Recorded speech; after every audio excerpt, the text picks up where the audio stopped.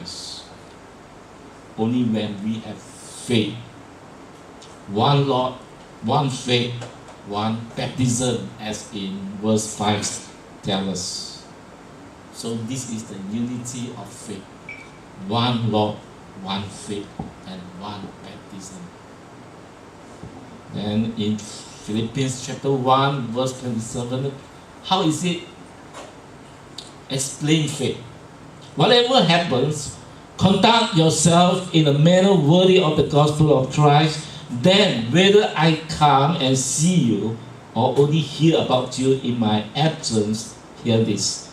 I will know that you stand firm in one spirit, contending as one man for the faith of the gospel. Apostle Paul wrote this letter to believers in the Philippi has a church. The believers need encouragement from Apostle Paul. Apostle Paul sent this letter and asked them to stand firm on the faith.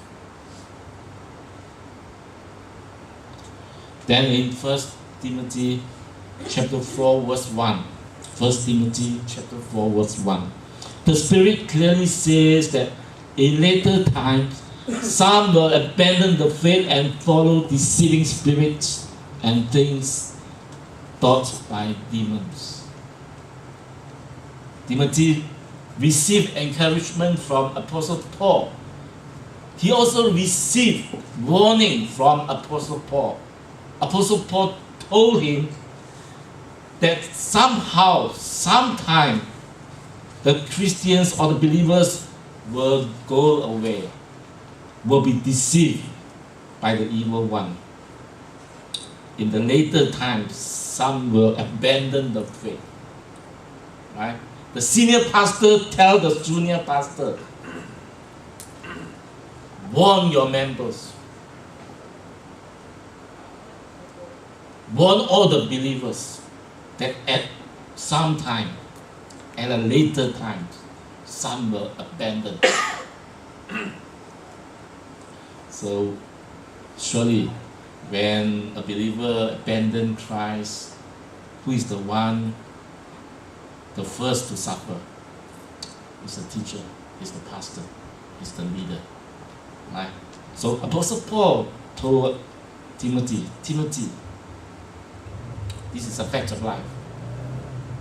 At the end of the day, at some time, you will see that some of your members will abandon the faith and follow deceiving spirits and things taught by demons. Wow. So I believe this letter or this verse is really telling to all the believers in this modern century, in this 21st century. It speaks to all the believers in churches in Malaysia. It speaks to believers in Tanjung Mali. Okay, so Apostle Paul warned that at later times some will abandon the faith and follow. When they follow they follow deceiving spirits and things taught by demons. So as a pastor, I know that it is very important for us to warn the members that there is dangers around. We are staying on this earth. We are sojourner. We do not stay here eternally. Eternal home is up there. It's in heaven, not here. This is a time that we only live temporarily here. This is the place. This is the place we live temporarily. This is a call to know and believe sound doctrine, to be discerning in distinguishing truth from error, and to be willing to defend the truth and expose error. So, this is the way that we live. We live as a soldier. We live as a guardian we live to be mentor to those who need us to mentor. Right? So, as a Christians, we receive the word, the revelation from Apostle Paul, that we need to defend the truth and expose error. Today, I once again need to share something regarding the temptation comes from demon. Right? So in this pulpit, you know that you will hear this type of message. And Apostle Paul told us we need to speak regarding this matter most of the time, because we are soldiers. We cannot just do nothing, sleep. We do not act. No, this is not our way. We have to stand firm. We have to be alert. We have to be in vigil. Okay, let's turn to Jude. Jude. In verse 3. In verse 3.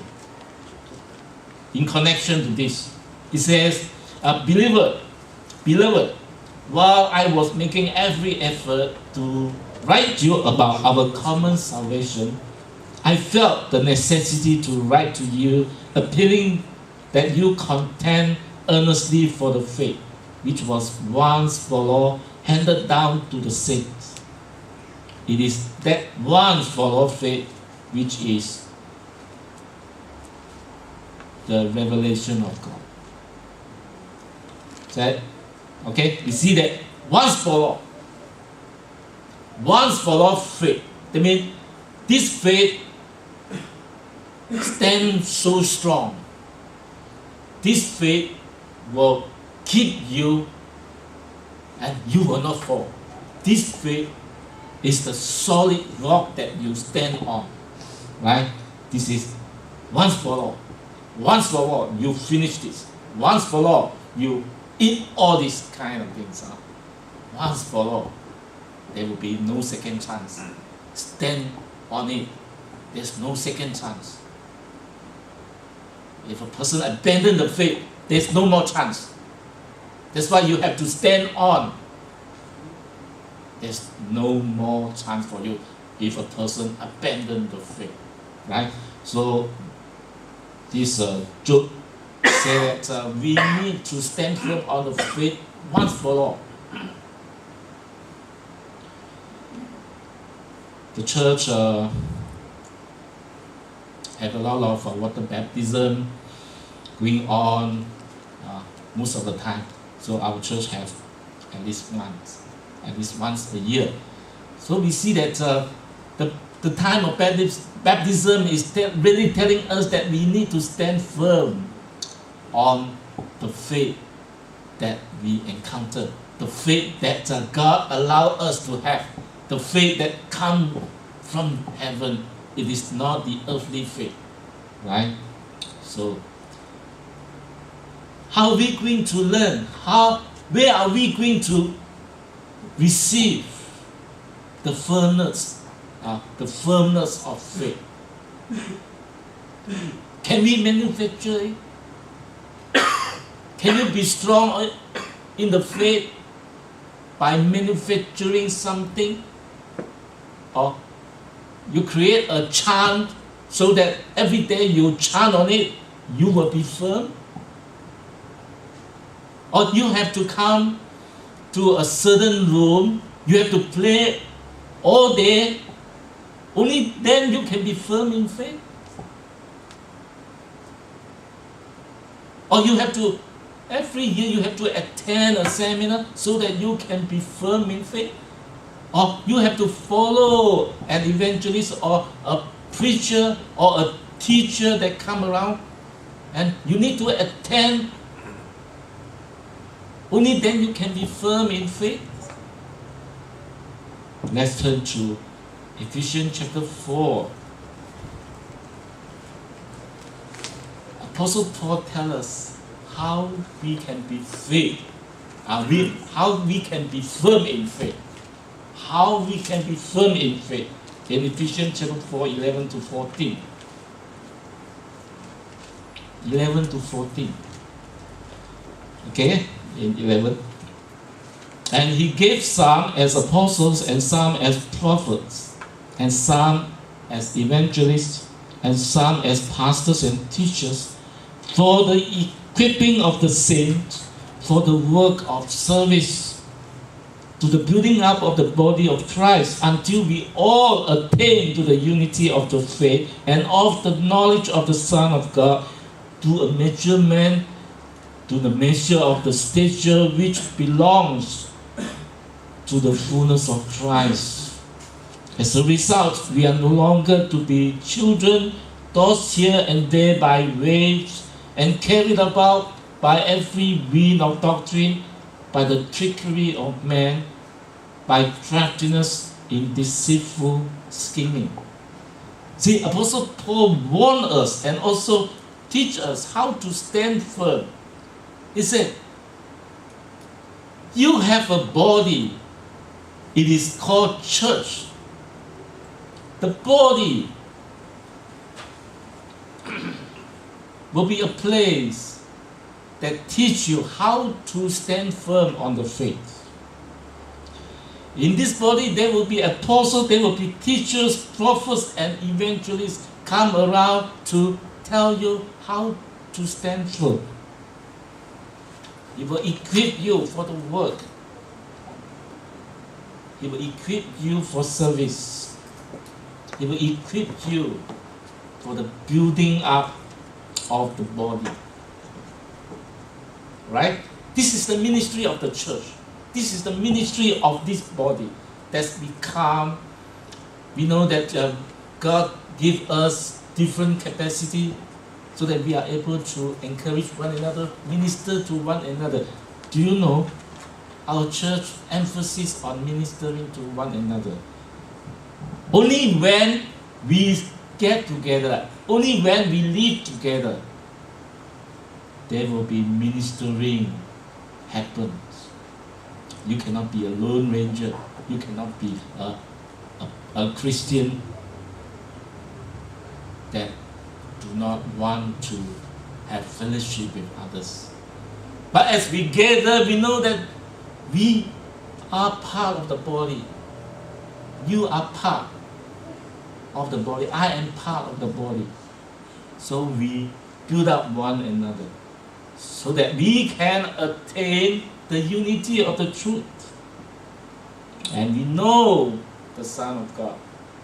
And ultimately, we are becoming a mature Christian. We build up one another. Only then we can be mature Christian.